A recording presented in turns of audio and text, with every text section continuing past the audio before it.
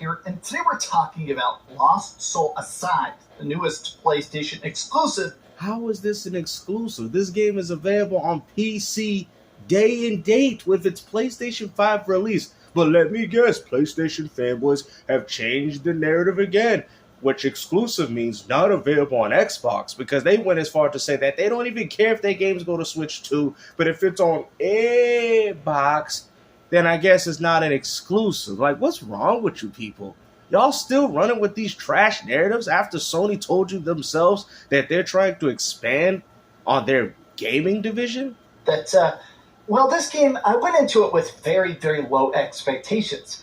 This has been being teased by Sony now for the last 9 years. Oh, really? That's funny, considering that it looks exactly identical to Final Fantasy 16 and Forspoken. These games ain't original, man. You know, and I know a lot of people in the gaming community that are casuals and they like this linearity, they like this streamlined gameplay. But this is the problem. This is why all of the games play the same. Because back in my days, games used to play different. Even if games had the same similar approach, there was different strategies that you had to figure out to get through the game. That's what made games more unique back then than what we're getting now. You can't tell me and sit there and look at this gameplay footage and not see Final Fantasy 16 and Forspoken. Oh, but it's been made by one man. He was the only member in the team. I don't care, bro. Because at the end of the day, this Lost Soul Aside is going to be my last sale aside because I'm going to buy it for $20. I'm not spending $70 for the same game. Are you crazy? Appearances at state of plays and gameplay reveals and stuff like that. And imagine you had to wait 9 years for a game that looks identical to Final Fantasy 16. To be honest, I always thought it looked decent, but now that I've had a chance to play it, the gameplay is way more fun than I was expecting, and the story and the world and the puzzles are terrible. I mean, where have I seen this before? Let's just walk through the grass. Bro, come on, man. This is the same type of gameplay we've been seeing for years, man. I'm telling you, I'm not buying this for $70. No wonder they want to stop production on physical copies, because that's the reason why I'm able to pick these games up for $20 or less. This is what these games are worth to me. I don't care how much money you're putting in the budget to these projects. These games suck. I don't care what any people say, because when I was in the gaming industry as a youngin', gaming was all unique. There were things to look at. You can see the evolution of gaming. You can't sit there and tell me that this is an evolution to what we play in video games. You can't sit there and say that. You cannot. You can sit there and say, yeah, it's a good game, but it reminds me a lot of Forspoken and Final Fantasy. That's what you're going to say. We're going to show you a lot of cool gameplay here in the background, because honestly, the combat in this is so dang addictive. This plays like Devil May Cry or frickin' Bayonetta. Oh, really? So that's what makes me question the gameplay that they've been working on for 9 years, because you sit there and say that, but what does that sound like, guys? Ding, ding, ding, ding, ding, ding, ding. Good answer, Carl. Final Fantasy 16. Remember when they got the guy from Devil May Cry to work on the game? Bro, all y'all did was copy the same game, bro. It even got the stars on the side, on the right side. Bro, this game is not original. Action combat game. Now, the director of the game, he said he was originally inspired by Final Fantasy 15. And you hear that? And y'all be saying Final Fantasy 15, that's an RPG. But yeah, they got inspiration from a game like Devil May Cry. Bro, this gaming community is a joke, bro. And the only reason why y'all mad at me, because I'm exposing it to the people and I'm letting the real genuine gamers know that there's nothing real about this, bro. It's all the same games we've been playing for the past 10 to 15 years. And you people, and you know what's funny? The gamers are spoken, because they're not buying this trash. I can guarantee that this game is going to flop. Ain't nobody buying this trash. To be honest, as a big fan of Final Fantasy 15, I think that influence is fantastic. I like the fact that everybody's got really crazy asymmetrical clothes and look at that, really weird haircuts and stuff. Look at that, the stars. Where do you guys see that? Final Fantasy 16, right? Bro, come on, man. Y'all come on. I see what you're saying, Gamester. I mean, you got the map HUD that looks like something from Final Fantasy. You got the names of the moves and stuff on the side like it's Final Fantasy 16. What makes these games unique, people? Then you guys wonder why people ain't paying $60 to $70 for these games. I mean, at this point, you have no right to talk about a person that picks up the annual release Madden and NBA 2K because they're picking up the same game, and y'all now doing it for action, adventures, and even shooter titles. I mean, even I did it with Gears of War Reloaded. You get what I mean? This is ridiculous, bro. One of the things that makes you care, obviously, in Final Fantasy is the story. That's what makes you care in Bayonetta. It's what makes you care in Bayonetta? I've never played Bayonetta and actually cared about the... What? Devil May Cry. It's not just the cool factor. Nobody cares about the stories in those games. We care about the gameplay. Because when Capcom decided to keep the story canon with Devil May Cry 2 by making Dante essentially invincible because they try to portray it off his character, y'all didn't like it. So that just shows you how the story of Devil May Cry 2 or Dante ruined that game. You get what I'm saying? Well, you ponies probably like it because you probably don't mind playing the game in the hardest difficulty and just breezing right through it. But, you know, to the adamant gamer back then, that was not a fun game. It's about, hey, these characters matter. Whereas in Lost Soul Aside, the story is nonsense. Each of the 4 weapons we get in this game have very different fighting styles. The sword lets you do like a Final Fantasy 15 style teleport attack, whereas the big broadsword... You mean 16, bro? This plays exactly like 16, bro. Does heavier strikes, but you can hit the ground and use the broadsword to activate nearby items. You can set up shields or blocks or surf on that sword. There's the problem with video gaming, and this is why when you have companies not saying that we don't care about the hardware no more, because they realize that no matter how expensive the hardware you're making, they're no longer pushing the envelope. You know, this is why you have fanboys crying about exclusivity because they're like, oh, PlayStation, they got to really, maximize the capabilities of their platform. But they realize they have streamlined everything. This is what people don't understand. They have streamlined games. They have streamlined hardware. They have streamlined everything, And I can understand the fanboys crying about exclusives, not taking full advantage of the hardware to push bigger and better games like how it was before. Now, in that concept, I understand. If only you fanboys would bring up that point. But to lock a game away from somebody else not playing it, I think that's stupid. I know exclusives is a form of that, but like what I'm saying with Super Mario 64, obviously at that time, the game would have been better on a cartridge. It would have because of no loading times. That's why the game felt so free-flowing without loading. You couldn't do that with CD technology, which Nintendo ended up doing with the N64 DD. But I digress. At that time, that was not going to be achievable. Only cartridges could be able to achieve that vision that Nintendo had for some of the games they were working on. Which you could say the hardware helped revolutionize the way we played gaming. Does that make sense? But nowadays, that's not what's happening, bro. They're taking the lowest common denominator on PC, seeing if the game runs there, and if it does, at this point, you're just upscaling low demanding PC games on your PS5s and your Xboxes. That's what you're doing, guys. You're not getting the days of where they're taking the full power of the Series X, and they're not doing that no more. And I can see why people get mad with this whole play anywhere approach. Because it makes me not even want to buy these games. It really doesn't because, just my story. When I got into gaming, it was about the challenge. It was about the evolution. You know what I mean? From 2D. I hate bringing this up, but it's just to show you guys how drastic it was from 2D to 3D. That was pretty crazy. That was a crazy time, bro. And I don't think a lot of people are going to understand it because they look back at it and they look at, the polygons, look at Cloud's arms in Final Fantasy VII. But, man, back then, that was a huge difference than what we was playing on Super Nintendo at the time. You know what I mean? And then PS2, PS3, and then PS4 was kind of the last one, and that was it.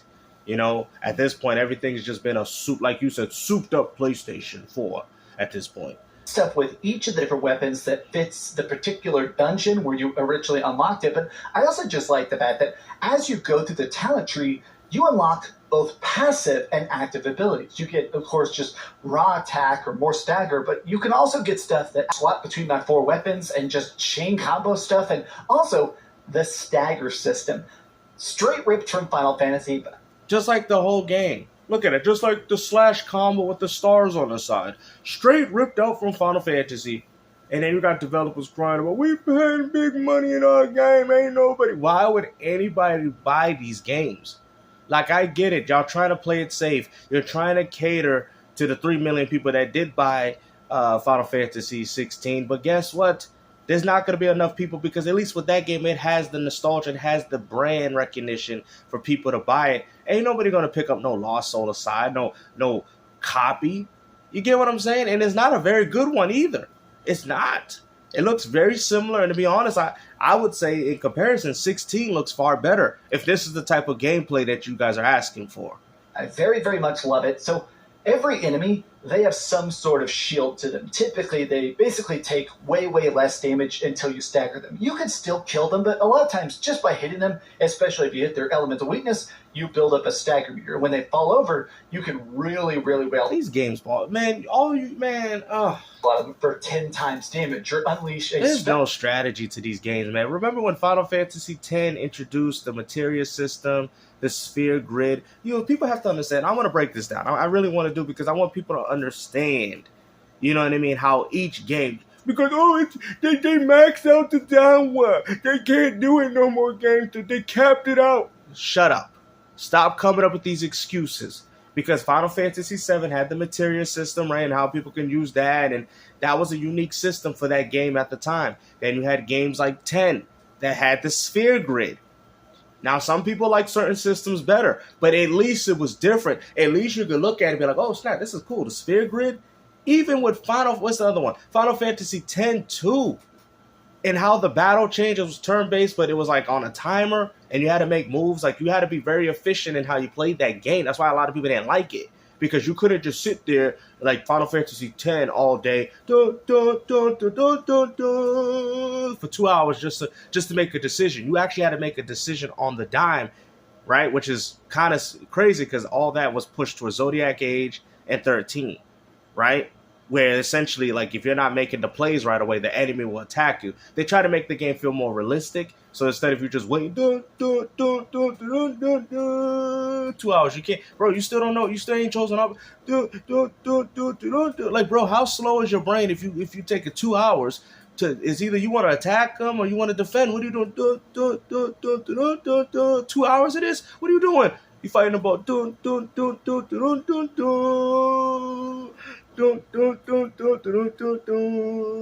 hits the flee option. Took him 2 hours, hit flee option. Realizes that he can't run away from the boss.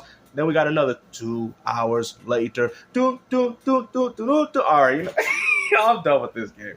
I'm done, bro. Listen, man, you casuals need to get better at these games, man. Okay? Because this is crazy. If you sitting on a screen in 10 and you trying so hard and you just see Titus moving back with a sword. Hit him,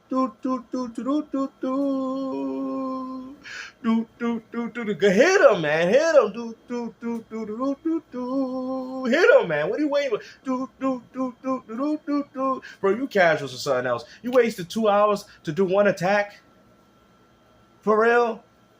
That's why they fixed it up in 10-2, where they attack you if you take a the dumb ass. Taking all this time to make a decision, the enemy's going to hit you for you. They're going to be like, oh, well, we thought of our decision before you did. Slash, and then they're going to hit you. You see what I'm saying? Yo, you guys, man, y'all don't know. And the funny thing is, even though 10-2 was similar to 10, it had its own thing where you'd be like, oh, snap games. So I see what you're saying. It had its own thing where you could be like, that's unique. You know what I mean? You're getting a different approach. Regardless if the game is similar or not, you're getting a different approach, especially with the girls that changed into the different triggers that they... Come on, bro.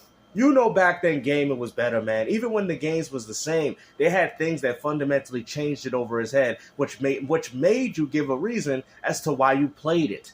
Now there's no reason for me to play these games because it's like, oh, if I really want to, I'll just play 16. And then just buy this later on a $20 bargain bin. I don't feel the rush. Does that make sense? To have to go out there and spend $70 of my hard-earned money on a game that plays exactly the same as something else that I have. Special attack, which for some reason is called sinking. Again, I don't know why, but... See, this is how they play Final Fantasy. You see how he attacked him? 2 hours later. Okay, what are you going to do next? If you sink them... hit him with a special attack! I gotta wait! Super move is over. Final Fantasy X. All right. You see, maybe these games might be a little too slow for y'all. I like the fact that, honestly, you can fight in this... Bro, this man is literally swinging at thin air, bro. It feels fun. There were a couple boss fights that I felt like were overly gimmicky. You're fighting a giant spirit dragon. You got to smash off his finger so he falls over. There's a little bit of stuff that I didn't like, but I would say a solid 90 to 95% of all the bosses, they're fun. Really? He's not even attacking you. He's just sitting there, standing at the bottom lane. Oh, he took off my arm. Bro, remember when bosses used to be menacing? Y'all don't remember when bosses used to be menacing? That's another thing that sucks about gaming. Remember when bosses used to be menacing? Where you're like, oh snap. You know, even when you play Streets, bro, I don't even care. People think you need a big old monster to prove a point. No. I remember playing, like, we'll use a beat 'em up, because y'all be like, what do you mean a boss could be menacing in a human-like game? Like, remember when you had that guy sitting on the chair? And then he comes at you. Bro, you felt that. You're like, oh, snap. Or that music, when you hear when you go outside to fight that Spanish dude? You're like, yo, it's getting real. That's what I liked about those games, man. These games don't have that appeal, bro. It's like you got through all the enemies, and then when you got to the guy, you know what I'm saying? The one outside waiting in the rain, right? That's gonna be me right there. That's Porter Rock. He mad. Waiting for you ponies outside because he's mad that PlayStation is third. But I'm telling you, man, those were the good old days, man, because the bosses felt menacing. They don't feel that no more, man. They just don't. Look at this. All right, I'm going to show you. Look. They're kicking your butt or... How is you kicking his butt? I think they're incredibly fun. He's just going to sit there and let you take his arms? Bro, look at this. The upgrades a lot. And part of that comes down to that. Let me see. Your character... 3-5-4-5. Dodge the same repetitive... Bro, and y'all tell me that these games ain't the same. You know what? We're about to end this video. Let's get into this final note. Hold on. I'm going to go see what Porter Rock's doing. Get that dude, man. Hey, yo, get him. Get him right now. Oh, yeah. PlayStation going third party. Uh-oh, that's Porter Rock. That's Porter Rock. Look at he getting his butt whipped. Look at that, that's Porter Rock. That's what happens. You mess with gangster, huh? Come on. You want this, boy? Come on. You know what I mean? It's the feeling, bro. That's something I think a lot of games, like I said, even with a game like, it's the feeling. You know what I mean? Y'all not getting that feeling no more, man. Oh, yeah, you want some of this? Come on, boy.